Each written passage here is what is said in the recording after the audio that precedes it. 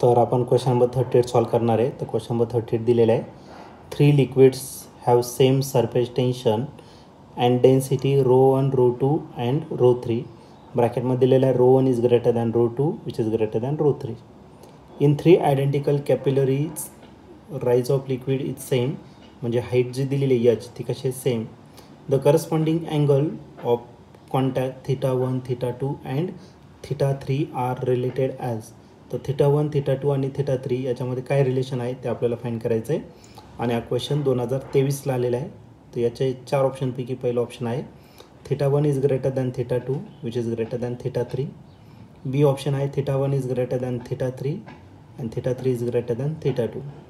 C option आहे θ1 is less than θ2 and θ2 is less than θ3. आणि D option आहे θ1 is equal to θ2 which is equal to θ3. तर या 4 ऑप्शनपैकी आपलं करेक्ट आन्सर कोणतं असणार आहे तर ते आपण डिस्कस करूया. तर या क्वेश्चनमध्ये आपल्याला 3 लिक्विड दिलेलं आहे आणि प्रत्येकाचं सरफेस टेन्शन सेम आहे आणि डेन्सिटी मात्र वेगवेगळं आहे. तर डेन्सिटीचं रिलेशन दिलेलं आहे ρ1 ग्रेटर आहे कशापेक्षा ρ2 पेक्षा आणि विच इज ग्रेटर दॅन ρ3. तर डेन्सिटी पहिल्याची जास्त आहे बाकीच्यांची सगळ्यांची नंतर कमी कमी होत जाणार आहे.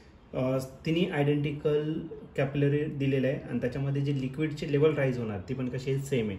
म्हणजे H1 इज इक्वल टू काय H2 which is equal to H3. Height same आहे. ओके.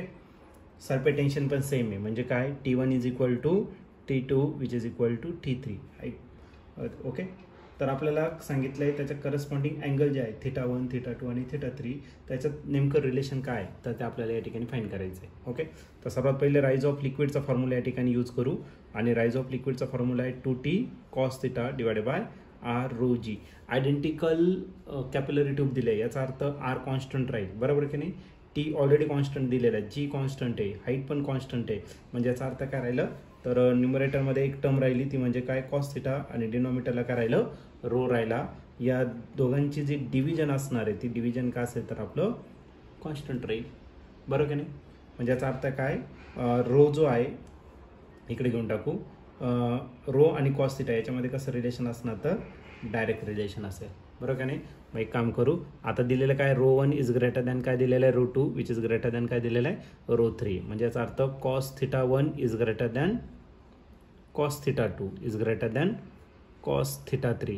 आता कॉसचा जेवढा अँगल छोटा असतो तेवढी व्हॅल्यू त्याची जास्त असते आणि अँगल जर वाढला तर व्हॅल्यू काय होणार आहे रिड्यूस होत जाणार आहे. ओके. कॉसबद्दल उलट्या डायरेक्शनमध्ये होतं म्हणजे कॉसची value angle increases value of cos decreases. Okay.